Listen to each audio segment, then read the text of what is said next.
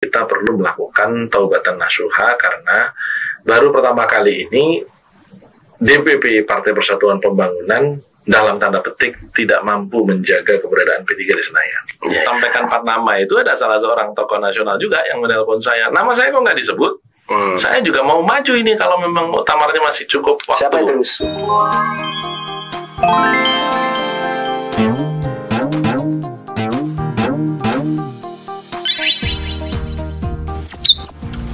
Terima kasih Gus Romah Hurmuzi bersedia hadir di ruang siasat. Kita namain ruangan ini ruang siasat, Gus. Wah, ngeri itu. Ya, mudah-mudahan menjadi apa ya, siasat yang memberikan manfaat lah untuk umat. Bahasa P3 kan umat. Ya, teman-teman sekalian, hari ini bersama Gus Romah Hurmuzi, mantan Ketua Umum DPP Partai Persatuan Pembangunan, mantan Sekretaris DPP Partai Persatuan, Sekretaris Jenderal, anggota DPR RI, Wakil Sekjen, anggota DPR RI 3 periode ya Gus ya? 2 periode dan hari ini yang berturut-turut hari ini menjadi Ketua Majelis Pertimbangan Dewan Pimpinan Pusat Partai Persatuan Pembangunan. Gus, 2 hari yang lalu, tanggal 13 lah kalau nggak salah, kami menerima rilis. Rilis dari, entah asalnya dari mana, yang jelas sampai juga ke kita, Gus. Bahwasanya pengurus DPP P3 itu harus taubatan nasuha. Betul, itu dari saya. Betul ya. Nah, kira-kira kenapa tiba-tiba Gus Romi kok minta pengurus DPP P3 harus taubatan nasuha, Gus? Pertama, momentumnya kan kita memang sedang mengadakan musyawarah kerja nasional untuk melakukan penetapan waktu dan tempat pelaksanaan muktamar ke-10. Karena muktamar kita itu secara periode harusnya masih Desember 2025. Tetapi kita ingin melakukan percepatan proses organisasi agar kita tidak ketinggalan dengan partai politik lain di dalam melakukan konsolidasi. Istilah konsolidasi itu kalau bagi orang yang tidak mengerti organisasi harus dijelaskan. Yang namanya konsolidasi itu ya bentuknya permusyawaratan. Jadi kalau kita sudah muktamar, nanti dalam 3 bulan diikuti musyawarah wilayah tingkat provinsi. Setelah 3 bulan musyawarah wilayah, diikuti dengan musyawarah tingkat cabang, kabupaten kota, 6 bulan selanjutnya. Setelah itu turun ke musyawarah anak cabang, baru ranting di tingkat desa atau kelurahan. Kalau kita muktamarnya itu mundur atau tetap sesuai dengan Desember 2025, berarti proses konsolidasi organisasi itu masih akan terus berjalan di tahun 26. Sementara partai lain tahun 26 itu sudah mulai melakukan penjaringan caleg. Karena mereka muktamarnya atau kongres atau munasnya sudah dilaksanakan di pertengahan tahun ini. Kita lihat kemarin bagaimana Nasdem, bagaimana PKB, bagaimana Golkar, bagaimana PAN, ya itu semuanya sudah melaksanakan. Sehingga memang kita ingin melakukan percepatan. Sehingga di momentum Mukernas kemarin itu saya sampaikan bahwa kita perlu melakukan taubatan nasuha karena baru pertama kali ini DPP Partai Persatuan Pembangunan dalam tanda petik tidak mampu menjaga keberadaan P3 di Senayan. Nah, unsur tobat itu kan 3. Yang pertama harus ada penyesalan terhadap apa yang sudah terjadi.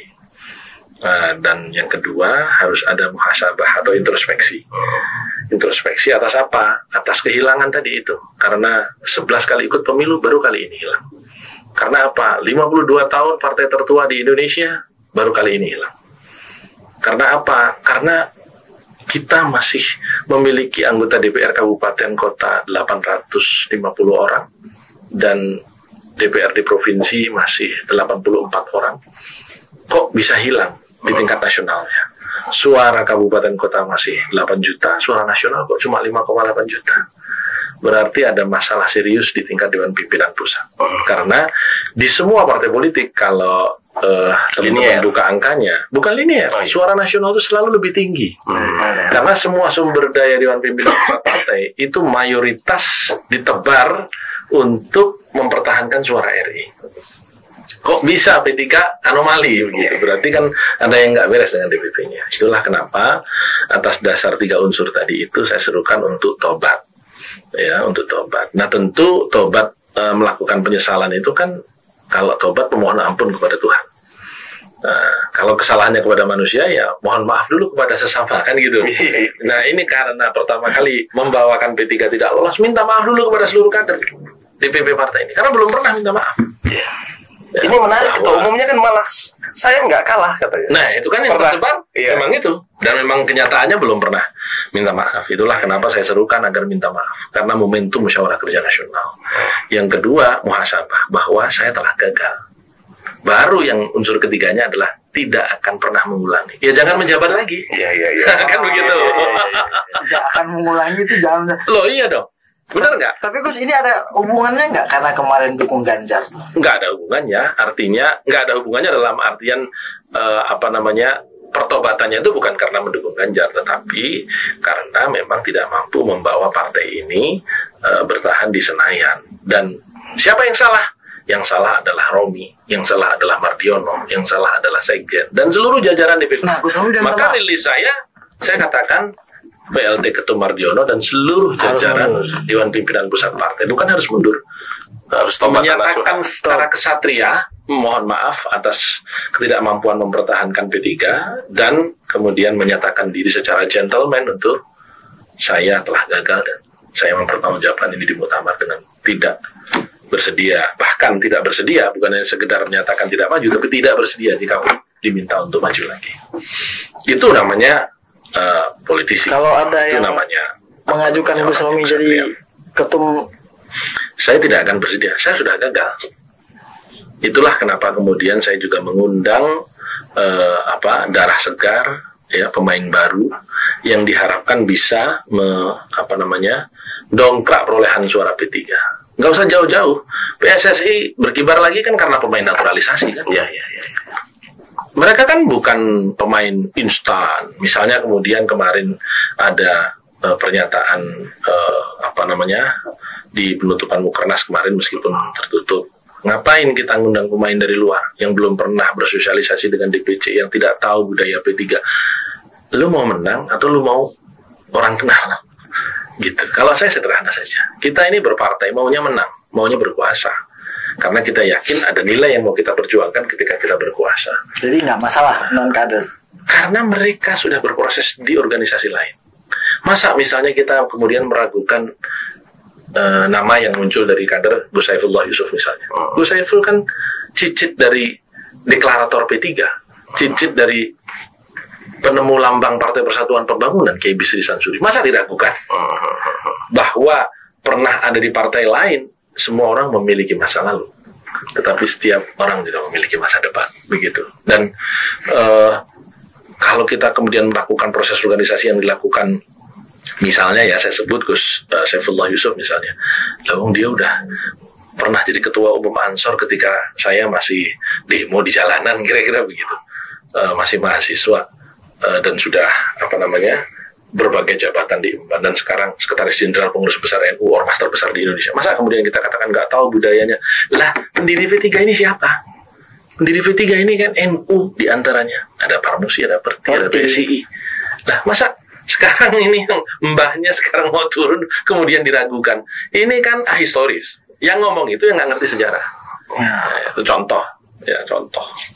Kemudian misalnya ada nama Pak Sandi. Pak Sandi pernah menjadi ketua umum organisasi di tingkat nasional, ya, HIPMI, ya kan, sudah pernah menjadi menteri. Sebagai pengusaha, kesuksesannya sudah tidak diragukan lagi. Kekayaannya di LHKPN tercatat masih 8 triliun terakhir di Desember 2023. Masa kemudian kita ragukan dan dia juga menjadi ketua Bapilu? Oh iya kan, Bapilu gagal. Ya kalau gagal semua dong, mulai dari ketua-ketua majelis sampai ketua umum sampai ketua Bapilu, ya sudah. Tapi kan paling vital tuh ketua Bapilu. Yang paling vital ya ketua umum. Ketua umum, oke, sekjen, kemudian Bapilu ini kan satu. Iya, satu paket kan. Iya. Ya, artinya kalau nggak boleh maju atau kemudian direndahkan karena kegagalannya, semua gagal. Maka saya serukan pertobatan kolektif, ya, pertobatan kolektif agar kita itu membudayakan membudayakan kesatria di dalam berpolitik ini. Karena negeri ini kan miskin teladan. Sebagai partai berbasis Islam, harusnya kita bisa memberikan teladan untuk mengatakan bahwa ya sudah, kami sudah gagal. Dan saya mengatakan di berbagai forum, saya yang gagal itu, Pak Mardiono, Pak Sekjen, sudah. Pak Sandiaga Uno, Tetapi karena saya tahu bagaimana proses di dalam kemarin, bagaimana Bapilu tidak maksimal pemberian peran yang ada di situ, maka saya berikan. Berarti Pak Sandiaga Uno perannya kurang maksimal kemarin, nggak dikasih peran sama ketum. Kalau tidak dikasih peran, nyatanya ketua Bapilu. Iya. Ya, tetapi kalau diberikan peran maksimal, banyak hal yang tidak tereksekusi. Ya, karena misalnya ketidaksetujuan atas konsep, ketidaksetujuan atas langkah, begitu. Tapi ini ada satu kan, yang kita tahu Gus Romi ini kan sempat kayak minta nasihat lah ke Presiden ke-7. Ya. Pak Jokowi. Pak Jokowi. Ya.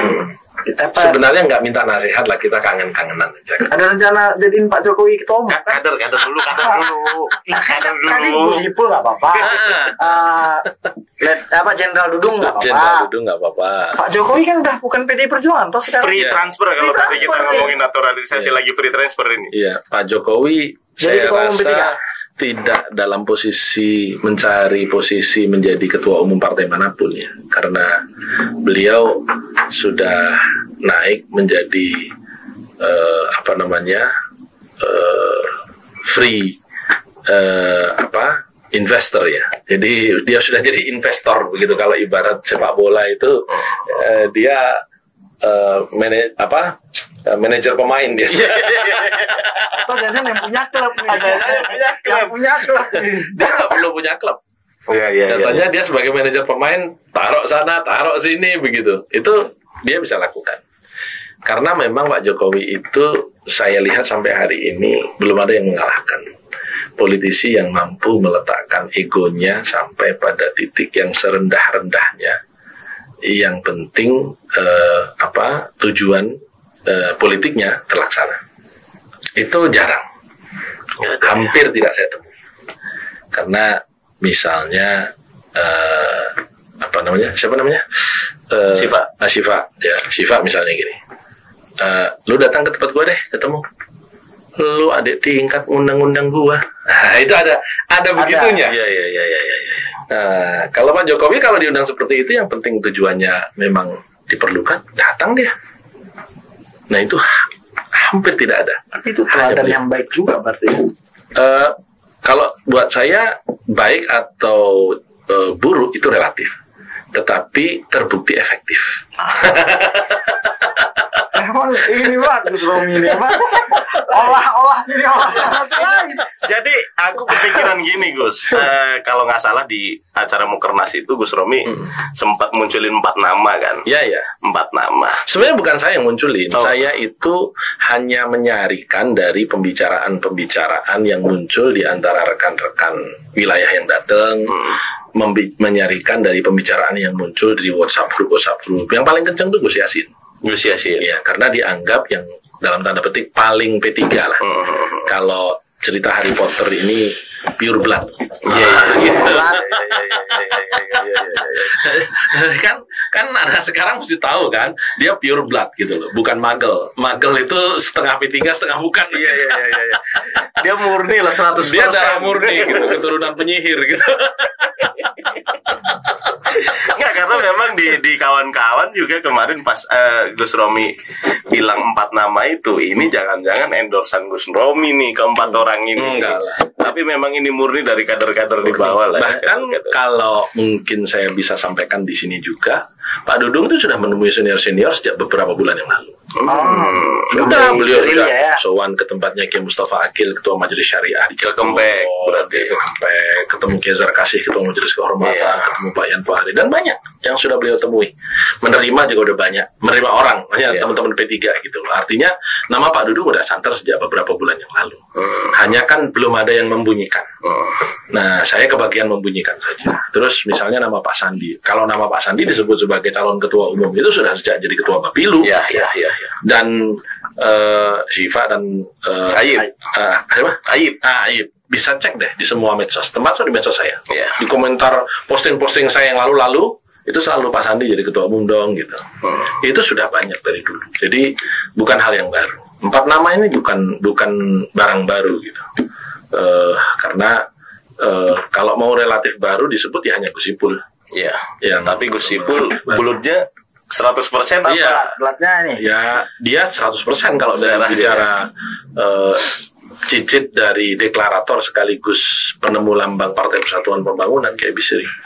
Jadi nggak ada yang asing dari 4 nama ini, sebenarnya nggak ada yang asing. Secara tradisi organisasi yang cukup asing ya hanya Pak Dudung malahan. Hanya tadi saya katakan Pak Dudung itu sudah ketemu dengan senior. Sama-sama hijau kan. Tidak ada yang baru juga sebenarnya, karena kita pernah punya Sekjen Purnawiran TNI kan Pak Yunus Yosfiah, kita pernah punya Legend TNI Purnawiran Andi Galib sebagai Jaksa Agung waktu itu. Jadi nama-nama itu saya hanya sekedar menyarikan, bukan Gus Romi mau mengendos, enggak. Nama itulah yang terpotret di WhatsApp grup, di media-media sosial yang muncul. Ada satu tokoh besar lagi, beliau juga free transfer. Mantan Cagup Anies Baswedan, mantan capres. Oh, mantan capres. Enggak, coba di Bujuk. bajak. Oh, bajak. Kan free transfer. Oh ya, free transfer. Belum pernah ada yang menyampaikan kepada saya, paling tidak ya. Meskipun pemikiran itu ada. Ya, pemikiran itu ada. Hanya memang perlu dicek apakah Mas Anies ini sepakat atau tidak untuk menjadi partisan. Karena kan selama ini saya secara pribadi dengan Mas Anies itu sejak SMA. Jadi kita dulu sama-sama memiliki rubrik di TVRI Jogja, namanya Tanah Merdeka. Teman-teman bisa lihatlah di tabloidnya Mas Anies kemarin itu ada Tanah Merdeka. Mas Anies waktu itu sudah ketua Senat Mahasiswa UGM, saya masih ketua forum, ketua OSIS se-Daerah Istimewa Jogja. Jadi kita gabung sama-sama di rubrik Tanah Merdeka itu, ya melakukan kegiatan-kegiatan bela negara, cinta tanah air, dan ada rubriknya 1 jam setiap pekan di TVRI Jogja. Jadi bukan orang baru. Ayah saya almarhum dan ayah Mas Anies almarhum itu sahabat, sama-sama aktivis pergerakan di Jogja. Jadi bukan orang lain ya Mas Anies ini. Dan ketika Mas Anies mau nyalon Pilgub DKI Jakarta juga menghubungi saya, datang ke rumah. Di pertemuan kedua Mas Anies sakit, waktu itu demam berdarah, saya juga nengok di Rumah Sakit Mayapada dan masih menyampaikan keinginannya untuk minta dukungan P3, tetapi ketika saya minta ngambil KTA nggak bersedia. Biarlah saya tetap tidak menjadi anggota partai politik, Gus, begitu. Jadi saya nggak tahu apakah pendirian itu berubah atau tidak. Ya kan? Belum berubah. Efek nggak jadi Cagup kemarin, barangkali juga nih nggak punya partai ini kan.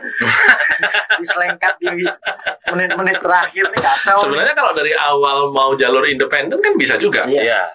Saya kira juga mungkin ada kegamangan untuk memutuskan waktu itu. Atau kena PHP nggak? Ya kalau di politik PHP itu bagian dari kehidupan sehari-hari berpartai kan gitu.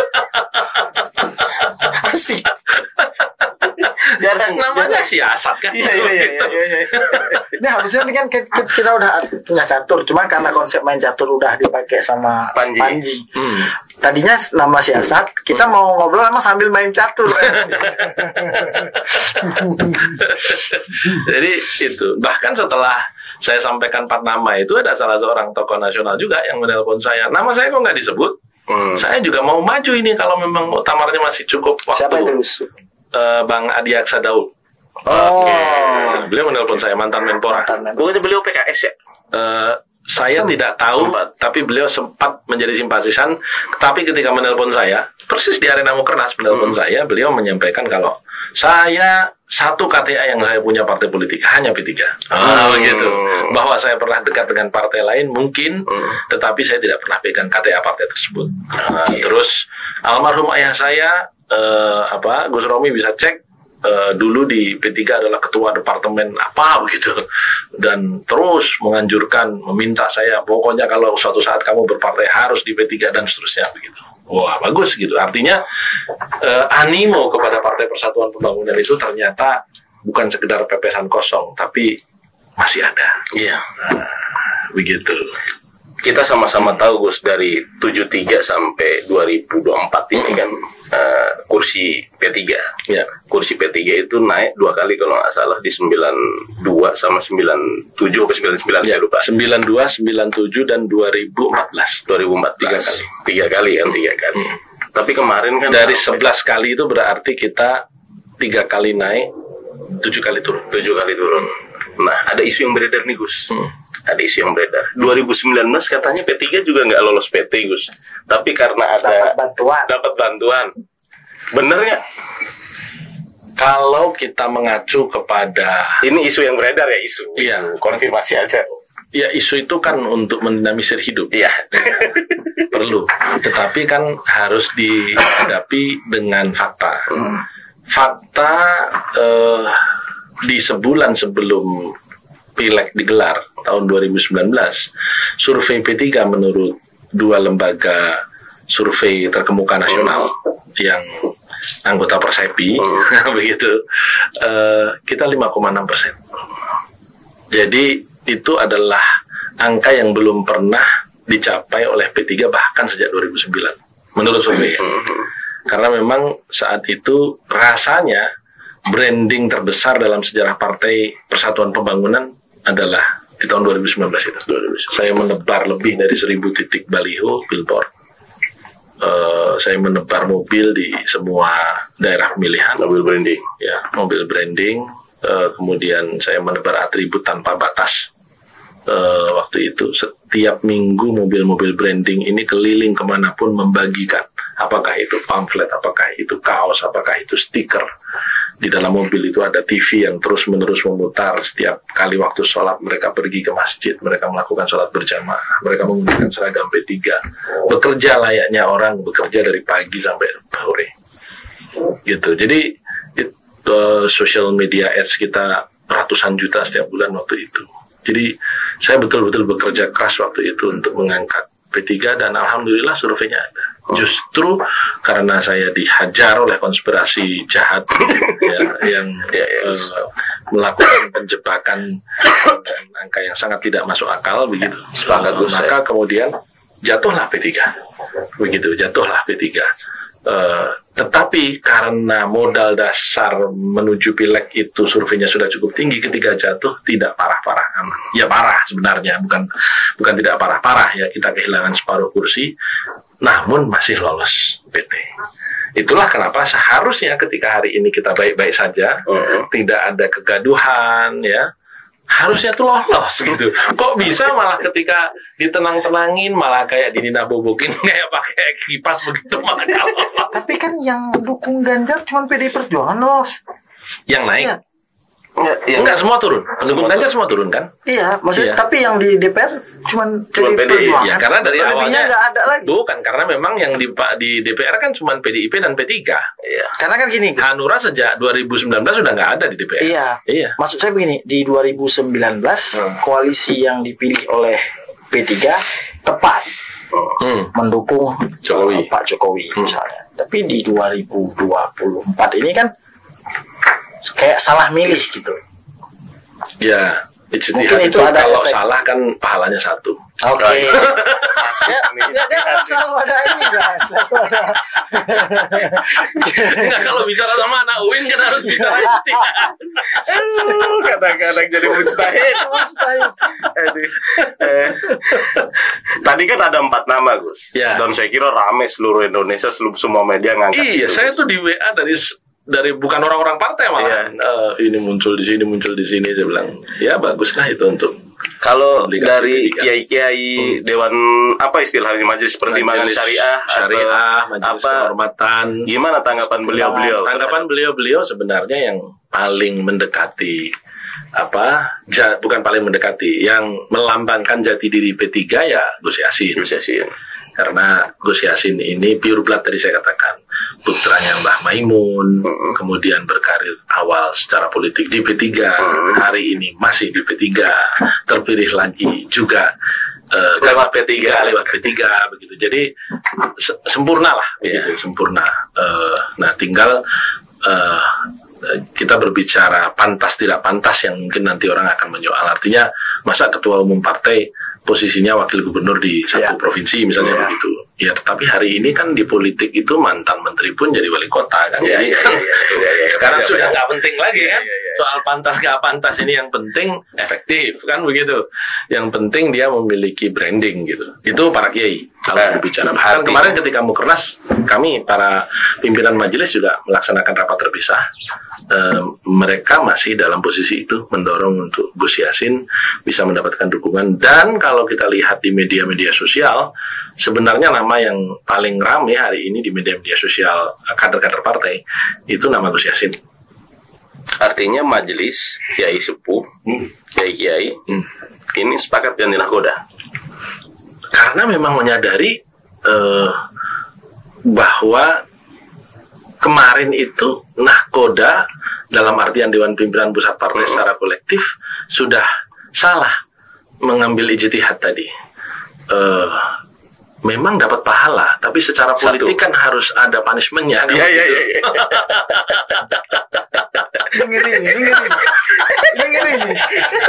Ini beliau layak jadi profesor politik. Kata orang begini kan, ya kami memaafkan, tapi kami tidak melupakan. Forgive not forget. Jadi harus ada reward and punishment. Makanya kemudian harus ada penyegaran, harus ada pembaharuan. Dan menurut saya itu keniscayaan.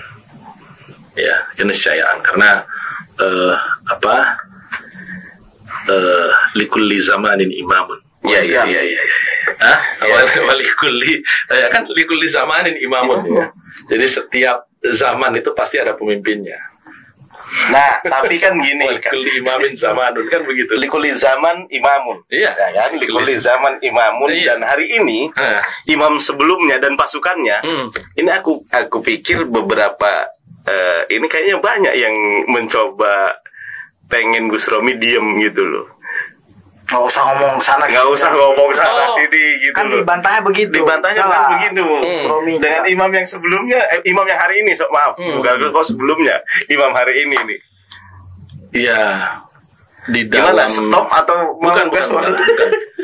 Di dalam hukum termodinamika itu dikenal namanya inersia. Saya engineer ya. Jadi saya perlu sampaikan ini. Inersia itu begini. Energi yang dibutuhkan untuk mendorong mobil berjalan itu paling berat kapan? Ketika mobil belum bergerak. Ya. Ketika sudah bergerak enteng kita mendorong kan? Nah itulah kira-kira. Itulah inersia. Setiap orang itu akan merasa nyaman di posisinya sekarang. Bahkan ketika Ayub misalnya duduk di situ, ada orang masuk kemari nggak dikenal langsung bilang saya pengen duduk di situ. Apa yang akan terjadi? Marah kan? Nah, iya. Padahal itu cuma tempat duduk biasa. Iya. Apalagi itu. Apalagi yang di situ gitu. Jadi lanjut nih, gaspol terus. Nggak perlu gaspol, saya gas santai aja, nggak perlu pol. Orang masih sampai April kok muktamarnya kan masih lama. Kalau saya gaspol nanti cepat habis bensinnya kan. Oh iya. Dikit stok bensinnya dikit. Kalau stok bensinnya banyak kan nggak khawatir. Harus Gus ketaker itu orang nanti. Oh ini bensinnya tanggung nih banyak. Ini Pak Mardiono boleh nih. Jadi santai aja gitu. Tapi dalam politik dinamika itu wajib, ya kan? Karena kemenarikan itu adalah ketika terjadi dinamika. Dan itu yang nanti akan ada tesa, antitesa, kan begitu. Nanti yang menguatkan itu adanya sintesa. Kalau tidak ada dinamika ya berarti sudah jumud, sudah nggak ada pergerakan di partai. Saya melihat P3 ini masih sangat prospektif karena perolehan suara kita kemarin itu di tingkat kabupaten kota 8 juta, di tingkat RI itu hanya 5,8, terpaut 2,2 juta. Padahal untuk bisa lolos P3 kemarin itu cuma kurang 190 ribu. Ya, berarti selisihnya ini cukup untuk 10 kali meloloskan P3 gitu. Iya. Jadi asal menyamakan saja dengan suara kabupaten kota itu sudah lolos. Sementara partai lain yang ada di parlemen sekarang bisa dicek datanya, semua perolehan RI-nya lebih besar ketimbang suara kabupaten kota. Ini ada anomali, dan anomali itu berarti di Dewan Pimpinan Pusat Partai. Ya, yang saya sekarang ada di dalamnya itu. Maka kan saya kan ibda binafsik kan, memulai dari diri sendiri. Iya. Tobatan dulu. Ya, tobatan nasuha dulu. Jadi secara gentleman mengakui apa sih susahnya. Memang sudah gagal kan. Bukan kemudian kita mau membungkus kegagalan itu. Kemarin kan ada ini, ada itu. Sudahlah, nggak usah bicara ada ini dan itu. Yang penting politik itu kan hasil. Jadi gagal adalah bukan proses. Gagal, ya? Ya, gagal adalah gagal. Politik itu bukan organisasi dakwah. Ya, bukan organisasi dakwah. Jadi kalau Anda gagal, Anda nggak dapat kekuasaan. Di dalam politik itu saat-saat tertentu kemenangan adalah kebenaran. Ini kayak begitu. Jadi saya lupa nih lagi ngomong sama ketua Majelis Pertimbangan Partai Islam. Biasanya kan dakwah gitu. Iya. Islam partai sekuler sih. Iya. Jadi ini kok dapat point of view-nya kok. Karena begini, sejarah itu hanya dituliskan oleh para pemenang. Setuju kan? Ya, pastilah. Seandainya tahun 65 itu PKI menang, dia akan menulis ulang sejarah tidak seperti hari ini. Tetapi karena PKI kalah, maka disebutlah tanggal 30 September telah digagalkan pemberontakan. Gitu judulnya. Kalau waktu itu menang, dia gerakan rakyat dengan gilang gemilang, pasti begitu. Jadi, atau jangan-jangan begini Gus, seberapa menarik sih Partai Islam sekarang Gus? ini yang masih menjadi dialektika pemikiran saya sendiri sampai hari ini. Saya pernah berdiskusi dengan Profesor Burhanuddin Muhtadi. Suatu ketika saya masih menjadi ketua umum, dia memberikan satu jurnal kepada saya. Gus, baca ini. Sayang linknya itu hilang karena seiring saya berganti-ganti telepon kok nggak dapat lagi begitu. Saya pernah minta sama Prof. Burhan, beliau juga udah kehilangan. Jadi ada studi longitudinal dari tahun 60-an di 40 negara anggota AUKI. Dilihat di 40 negara anggota AUKI itu perolehan suara partai-partai berbasis Islam. Karena kan kayak Indonesia lah. Ini kita negara anggota AUKI tapi kan ada partai berbasis nasionalis, ada berbasis Islam gitu. Nah, itu perolehan suara partai-partai berbasis Islam itu di semua negara anggota AUKI itu hanya menang pada saat pertama kali lahir atau pemilu kedua. Setelah itu konsisten mengalami penurunan. Ini studi longitudinal, artinya studi dari pemilu tahun 90-an sampai 60 terus gitu, karena tulisannya itu baru tahun 2000-an, tahun 2000-an lah gitu. Nah, ini menggelitik saya dalam artian jangan-jangan Islam itu memang tidak kompatibel dengan politik. Ya, ini tesis ya yang harus dibuktikan. Hanolnya itu harus dibuktikan begitu. Islam yes, partai Islam no, kira-kira begitu. Tapi pengecualiannya di studi itu hanya di 2 negara. Pertama itu di Turki dengan AKP, ya yang terus bahkan sampai hari ini berkuasa. AKP itu kalau di kita P3 lah, kira-kira gitu, partai Islam. Kemudian satu lagi, bukan PKS ya? Ya, itu kan semua alumni P3 kan.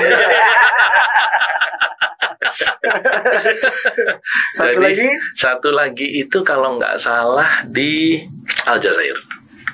Hanya 2 negara itu saja. Tetapi kan kemudian kemenangan FIS waktu itu untuk kedua kalinya itu dibatalkan sama rezim militer. Jadi di luar itu semuanya itu setiap partai politik Islam atau partai politik berbasis Islam hanya 1 kali atau 2 kali mendapatkan kemenangan terus mengalami penurunan. Saya terus terang kemudian mengatakan dengan Prof. Burhan waktu itu, belum profesor ya, jangan-jangan nggak cocok. Ya monggo jenengan lah Gus. Ini tulisan, jadi sekedar dicerna saja seperti apa. Karena kalau melihat praktek pertarungan elektoral semakin hari, terutama di 2024 kemarin, betul-betul pertarungannya semakin menjauh dari nilai Islam. Semakin menjauh dari Islam. Bahkan nggak ada nilai-nilai Islamnya sama sekali. Gimana kita bisa membenarkan pertarungan NPWP misalnya? Nomor piro wani piro. Bagaimana kita bisa membenarkan suara itu dibeli dengan tinggi-tinggian biaya ya gitu. Dan mereka sudah, maksudnya para pemilih ini bahkan kolektif kolegial menjualnya kan bersama-sama. Udah lebih cerdas. Ada koordinatornya. Jadi lebih terorganisir gitu. Makanya saya tidak heran ketika Prof. Burhan disertasinya mengatakan Indonesia adalah negara dengan money politik terbesar kedua setelah Uganda. Itu pada waktu dia bikin disertasi, itu belum pemilu 24, itu belum pemilu 2019 malahan. Saya khawatir hari ini sudah nomor 1 di dunia Indonesia itu. Dan yang kita sedihnya itu terjadi di negara dengan berbasis Islam terbesar di dunia. Itu kan sangat sedih. Nah, kalau itu terjadi berarti anomali-anomali atau pengecualian terhadap nilai Islam itu berlaku pula. Jangan-jangan khusus Indonesia, Islam itu tidak kompatibel. Tapi kan emang nggak pernah menang partai Islam di Indonesia. Di Indonesia partai berbasis Islam itu memang belum pernah menang. Tetapi secara kolektif kalau tergantung kita melihat penjumlahannya ya. Di pemilu tahun 55 itu kan ada nasionalis, komunis sama Islam. Islam sebenarnya mayoritas dengan 44%, 43% sekian lah, Masyumi ditambah NU dan lain-lain gitu. Tetapi saat itu kan ada komunis, ya, kemudian ada nasionalis. Jadi sebenarnya partai Islam itu pernah menang. Tapi kalau kita berbicara non partai Islam versus partai Islam memang belum pernah menang. Nah, setelah reformasi, terutama setelah pemilu tahun 99, saya menghitung perolehan partai berbasis Islam itu hanya rata di angka 30% maksimal. Hanya sekali saja di tahun 99 partai berbasis Islam itu total perolehannya gabungan itu 39%. Tetapi setelah itu praktis di angka 27-30 dan saling memakan satu sama lain. Kalau P3 hilang, PKB, PKS, PAN naik, kan kira-kira gitu. Kalau PKB waktu itu lagi konflik turun, P3-nya naik gitu. Jadi kayak apa ya? Karena jangan basisnya tetap. Memang sama basisnya. Jadi pemilihnya tuh sama. Jadi bertengkar sesama mereka, bertarung memperebutkan ceruk sesama mereka.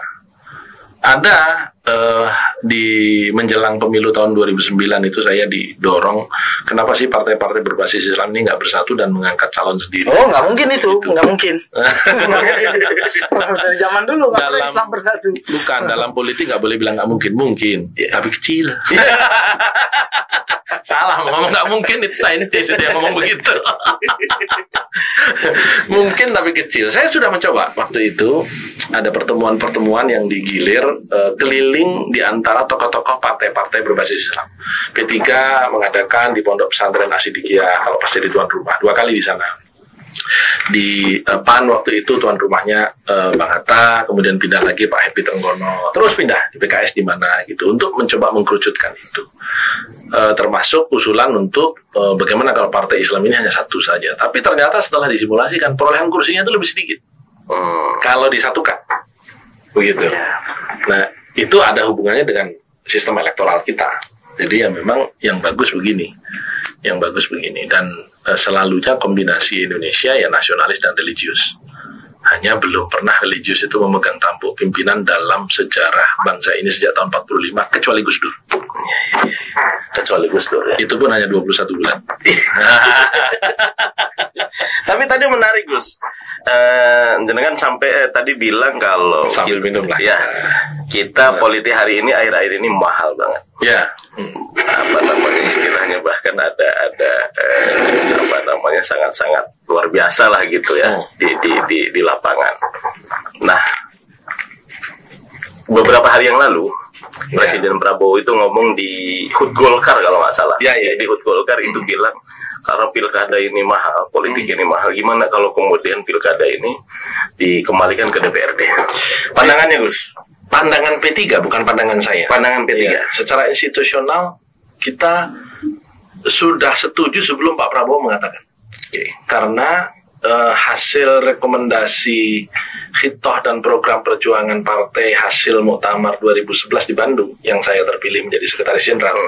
Salah satunya adalah memperjuangkan revisi undang-undang pilkada agar pemilihan kepala daerah dilakukan tidak secara langsung. Kita dicibir waktu itu oleh ya teman-teman ente juga, sesama konsultan partai politik kan, gitu, konsultan politik, bahwa itu adalah setback, itu adalah mundur. Saya waktu itu menyampaikan sederhana, begini, kita boleh berdemokrasi, tetapi ingat demokrasi Pancasila itu sila pertamanya ketuhanan yang Maha Esa. Allah memberikan setiap orang itu berbeda-beda sesuai dengan kodok yang ditetapkannya. Jadi itu yang kemudian ditangkap oleh Al-Mawardi di dalam kitab Al-Ahkam Sultaniyah yang dianggap sebagai kitab rujukan ilmu politik di sejarah partai-partai berbasis Islam, bahwa yang memiliki syarat itu bukan hanya yang dipilih, tetapi juga yang memilih. Kenapa? Karena memang beda ya. Jadi kalau Qur'annya itu qul hal yastawil ladzina ya'lamuna wal ladzina la ya'lamun. Katakanlah, apakah sama antara orang yang memiliki pengetahuan dengan orang yang tidak memiliki pengetahuan? Artinya itu kan ayat yang oratoris, yang tidak perlu dijawab. Memang berbeda. Maka orang yang memilih dengan pengetahuan dengan yang tidak memiliki pengetahuan ini berbeda. Maka berilah hak kepada orang yang memilih dengan pengetahuan. Maka di konsep undang-undang dasar kita, apalagi itu ada di Pancasila, dasar negara kita, itu kerakyatan yang dipimpin oleh hikmah kebijaksanaan dalam permusyawaratan garis miring perwakilan. Artinya founding fathers kita sudah sadar dengan desain archipelagicnya Indonesia yang tersebar di 17.000 pulau, demokrasi akan menjadi sangat mahal. Itu demokrasi perwakilan itu dimungkinkan bahkan diletakkan di dasar negara. Dan kita selama ini mengabaikan setelah reformasi. Apa yang terjadi? Makin banyak kepala daerah yang masuk penjara. Kenapa? Politik biaya tinggi. Nah, sekarang kenapa sih kita tidak mengkoreksi jalannya bangsa ini dengan apa yang dilakukan oleh Pak Prabowo, disampaikan secara terbuka. Dan baru kali ini seorang presiden menyampaikan ide seperti itu karena beliau adalah ketua umum partai mungkin ya.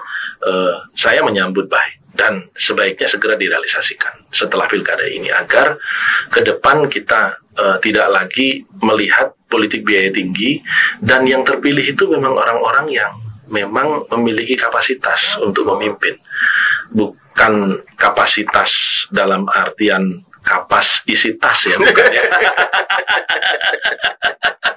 Tapi betul-betul knowledge begitu loh.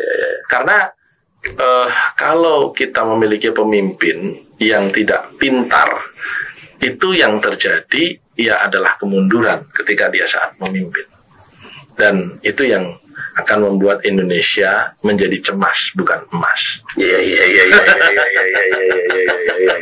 Begitu. Pilkada 2024 mahal. Pileg 2024 mahal. Rekomendasi ataupun pandangan politik P3 dari 2011 itu sudah jelas menyatakan demikian. Nah, itu soal kemudian elektoral kita. Nah, sekarang kita coba masa depan partai politik nih, Gus. Ya. Kita sama-sama, mohon izin ya, kita berpikir nggak perlu minta izin. Dari tadi udah tanya 2010 2019 itu 2010-2024 ini banyak partai politik yang dualisme. Tahu dualisme? Ya, banyak. Maksud saya bukan hanya satu gitu. Kalau satu oke. Kisruh lah. Bagaimana kemudian itu kan di eranya Pak Jokowi misalnya. Hari ini di era Pak Prabowo, partai politik ke depan kira-kira masih seperti itu lagi atau enggak? Saya melihat Pak Prabowo ini lebih prosedural dan lebih taat azas dalam konteks ya dilihat aja proses politik dan proses organisasinya yang benar mana. Karena kita tahu dualisme itu bahkan bukan hanya dual ya, kemudian menjadi triple, menjadi quadruple, itu lebih banyak organisasi yang lain kan. Ada yang sampai 7 terpecahnya organisasi kemasyarakatan itu. Itu adalah hal yang secara demokrasi dan partisipasi dibolehkan, tetapi secara kebutuhan efektivitas penyelenggaraan bernegara menggaduhkan dan memperlambat. Maka kemudian saya melihat Pak Prabowo lebih memiliki ketaatan terhadap prosedur, terhadap asas. Kita lihat nanti penyelesaian Kadin ini yang menjadi contohnya. Karena kan kemarin partai politik belum ada kan, yang pecah atau yang dualisme kan sampai saat ini tidak ada, dan insya Allah P3 pun juga akan bermuktamar dengan baik-baik saja begitu.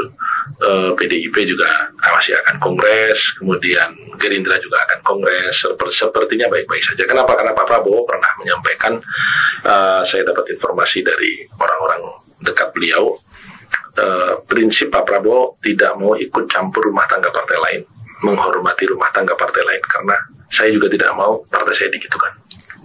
Nah, ini menurut saya modal yang bagus, karena beliau adalah ketua umum partai politik. Beda dengan imam sebelumnya. Pak Jokowi bukan ketua umum partai politik ya, tetapi Pak Jokowi memang jagoan untuk mendayung di antara bukan hanya dua karang berkarang. Itu tidak mudah itu, tetapi dia bisa lewat. Ya, bisa lewat. Nah, kan sebagai sobat kentalnya Pak Jokowi kan, jangan-jangan Gus Romi juga ini kata Siva ini. Di muktamar ini juga mau jadi kayak Pak Jokowi, Pak Jokowinya P3 nih. Ngapain maksudnya? Taruh orang. Enggak lah. Saya ingin di sisa umur yang kalau masih diberikan Allah 2029 nanti hidup, melihat partai ini kembali ke Senayan. Karena itu sesuatu yang belum pernah terjadi setelah reformasi. Yang nggak lolos partai yang sudah tidak lolos ke Senayan, tetapi balik lagi, itu sesuatu yang tidak pernah terjadi. Nah, saya ingin melihat itu terjadi. Dan untuk terjadi, nahkodanya harus sudah teruji, harus merupakan darah segar, harus merupakan sebuah harapan, ya, bagian dari masa depan, bukan bagian persoalan dari masa lalu. Harus banyak duit kan? Duit itu dalam partai politik relatif. Di kami internal P3 itu ada seloroh yang selalu dinisbatkan kepada almarhum Pak Hamzah Has, ketua umum P3 paling hebat sepanjang masa, karena satu-satunya yang pernah jadi wakil presiden, ya. Fi fulus mulus, ma fi fulus mamfus. Fulus mulus. Nggak ada uang mampus. Jadi memang ya, duit itu bukan segalanya, tetapi segalanya sekarang perlu uang, begitu di partai politik. Tetapi ada satu yang bisa menggantikan uang: ketokohan dan silaturahmi. Jadi ketokohan itu akan menghantarkan silaturahmi. Orang akan dengan sukarela datang untuk memberi dukungan, untuk memberikan kesukarelaan, gitu ya. Dan ini juga tidak tertutup kemungkinan kalau kemudian P3 tiba-tiba memiliki ketua umum yang memberikan shocking effect di hadapan publik, ya. Ada nama-nama yang tadi disebut sebagai free transfer, gitu. Bisa saja itu terjadi. Dan menurut saya itu sebuah eksperimen yang menarik untuk partai politik. Karena kan kalau di Indonesia partai lebih personal, ya. Iya. Bukan partai yang melahirkan orang. Betul. Tapi kemudian orang yang melahirkan partai. Untuk partai tertentu. Iya. Jadi mungkin kalau Golkar sama PKS ya enggak? Golkar, PKS, P3 lah. Ya, yang TBK. Dinamis, ya. Yang TBK. Iya, TBK. Yang partai TBK. Yang lainnya Persero. Iya. Yang lainnya Persero. Jadi memang fans club. Tetapi setiap partai kan memiliki jalannya sendiri untuk bertahan, untuk berkembang. Apakah dia patron klien sifatnya, ataukah dia itu partai terbuka yang tidak bergantung kepada figur. Nyatanya semua memiliki ilmu bertahan. Nah, jadi soal cara di dalam partai politik memang kadang tidak perlu diperdebatkan. Yang penting hasil. Yang penting hasil. Hanya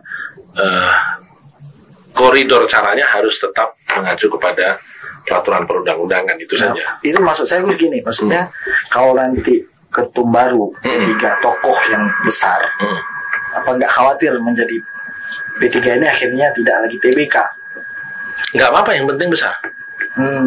Saya lebih khawatir P3 nggak ada daripada P3 tidak memiliki tokoh. Saya lebih khawatir P3 tidak memiliki tokoh tapi habis dibandingkan dengan P3 memiliki tokoh dan kemudian dinisbatkan ke tokoh itu. Nggak apa-apa. Karena kan misalnya ya partai politik tertentu ya yang pernah besar ya dan mengantarkan tokohnya menjadi presiden misalnya, kemudian setelah surut masanya dia tidak lagi memiliki popularitas atau sangat jauh berkurang, partainya juga menjadi kecil lagi, tapi kan pernah berkuasa 10 tahun. Iya.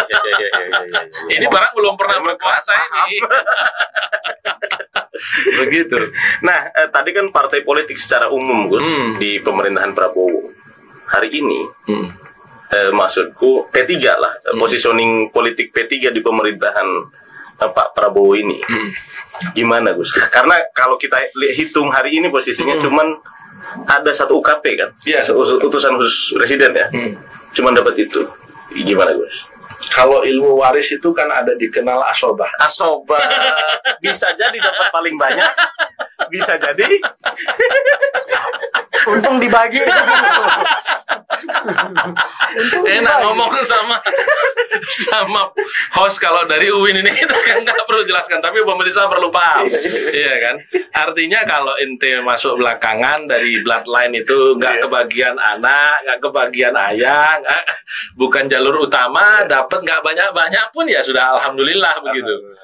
Tetapi terlepas daripada itu kita sadar diri bahwa kemarin kita bukan pengusung Pak Prabowo. Jadi kalau kemudian tidak kebagian ya karena memang urut kacangnya begitu. Nah, tentu ada yang bertanya kan, kenapa partai lain yang bukan pengusung Prabowo juga dapat menteri? Kan masih ada di parlemen. Oke. Nah inilah akibat tidak ada di parlemen itu, bargaining position itu pasti akan sangat melemah. Itulah kenapa penting untuk tetap eksis kembali lagi hadir ke parlemen agar secara politik keberadaannya itu memang diperhitungkan. Begitu. Waris jelas. Waris, kumaris ini. Fikih mawaris. Oke, Gus, terima kasih sekali atas waktunya. Sama-sama. Kalau kemudian mudah-mudahan nggak kapok di ruang siasat ini. Ya. Siasat itu kan politik itu kalau dalam bahasa Arab, kalau pakai Arab pegon ya, itu kan ditulisnya kan pakai fa, waw, lam, ya, taf, ta sama kaf. Itu bisa dibaca fawallaituka, kutipu kau. Kusiasati kau. Ini ada satu pertanyaan sebelum kita tutup. Iya. Ini kan katanya kalau mau pasang calon non kader, itu kan merubah ADART. Iya. Enggak, sekalian aja dirubah lambangnya gitu, Gus. Oh, beda jauh dong antara ADART sama lambang. Maksudnya sekalian. Di Muktamar ini kan punya hak Muktamar ini merubah kan? Punya. Karena kita sebagai generasi yang mengalami maksudnya kita kecil ini tahu lah besarnya P3 gitu waktu gitu. Dari Ka'bah bintang balik lagi ke Ka'bah. Secara logo ya kurang ya. Karena begini, karena tadi ini partai Islam, tapi kan pemilihnya juga nggak mesti Islam taat, Islam abangan juga boleh. Saya membayangkan bagaimana dengan logo yang sesakral itu kemudian orang yang abangan mau gitu, ada tiba-tiba pakai baju P3 kencing di belakang pohon nggak cebong, itu kan. Iya begini, itu diskusi panjang di internal kita, bukan nggak pernah didiskusikan. Tetapi kan kalau dari sisi eksperimen politik, berharap burung terbang tinggi, punai di tangan dilepaskan. Jangan-jangan ketika kita hari ini merubah lambang, berharap ada konstituen lain yang akan masuk, yang ada pun kecewa. Kan tadi kenyataannya ijtihad dong. Iya, tapi ijtihadnya itu konsekuensinya bisa fatal kan? Jadi ini harus dihitung juga, karena kalau kemudian kita rubah, kan tadi tesisnya kan menurut angka data ini sudah kan ini indeks data nasional kan, data berbicara bahwa perolehan partai Islam tuh segitu-segitu aja antara satu dengan yang lain. Jangan ketika kita pergi mau ngambil yang 70% ceruknya partai non-Islam ini atau partai nasionalis, ceruk yang Islamnya diambil partai lain. Ini yang karena kalau kita berani dia ubah warna kan? Ya cuman warna doang, tapi kan bentuk masih filosofi Ka'bah. Dan perubahan warna gimana? Berefek nggak kemarin secara elektoral? Enggak. Lebih ke Anies sih kayaknya. Yang kemudian ternyata di pilkada berbeda jalan gitu. Jadi akhirnya kan nggak ketemu. Saya rasa belum ada sih teori sampai hari ini, tesis disertasi yang menyatakan lambang itu berhubungan dengan perolehan suara. Jadi itu belum ada yang mengusulkan dari bawah. Ada sudah banyak. Sudah berdinamika lah kira-kira. Tapi jawaban di DPP setelah didiskusikan selalu belum, eksperimen itu kayaknya terlalu maju, high cost. Dan yang lebih murah ya eksperimennya mencari figur yang punya shocking effect. Oke, kita doakan semoga B3 bisa bounce back lah ya. Karena sayang juga demokrasi kita. Yang penting doa untuk kebaikan, dukaan tahlilan. Iya. Tahlil ini identik udah dengan mati. istilahnya tawasulan berarti. Tawasulan berarti ya. Jangan tahlilan. Kalau dasarnya Mas Umi begini. Tadi lupa. Ini jangan-jangan. Ini nggak tahu. Aku lupa tadi. Apa namanya? Kita sama-sama tahu P3 ini lahir dari apa namanya? Fusi 4 partai lah. Setelah apa namanya? NU melahirkan PKB. Ya enggak. Gimana kemudian dengan ceruk NU yang P3? Kan P3 anak sulung, PKB adik bungsu kan gitu. Ya tergantung selera masyarakat. Kenyataannya di beberapa basis P3, terutama Pantura misalnya, P3 juara. Di daerah Priangan Selatan, Tasik, Garut, P3 masih juara begitu ya. Jepara, Pantura, Jawa Tengah gitu ya, P3 masih bertahan bagus. Tapal Kuda, P3 masih bertahan bagus. Jadi Madura, P3 masih bertahan bagus. Jadi ya tinggal selera saja mana yang lebih cocok, apakah fatwa Imam Syafi'i yang qaul qadim atau yang qaul jadid begitu. Hanya kata para ahli fikih qaul qadim, fatwa-fatwa Imam Syafi'i yang terdahulu itu lebih militan, katanya begitu. Qaul jadid lebih lincah.